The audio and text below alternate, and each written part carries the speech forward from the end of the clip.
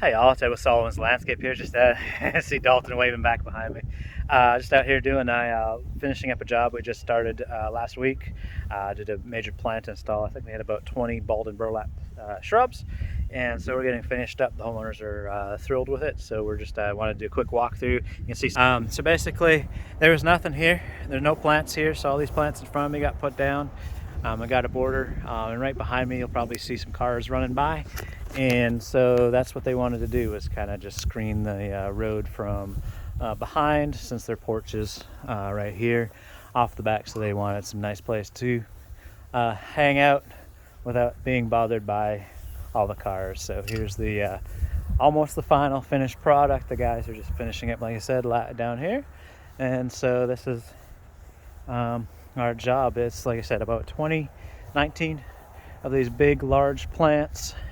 And then I think we probably did, in the 3 gallons, we probably did about 30 or 40 of those. So that took, like I said, about 5. This is our 5th day out here. We did the plantings. We cut out, sprayed out the grass, weeds underneath there. Did all the plantings.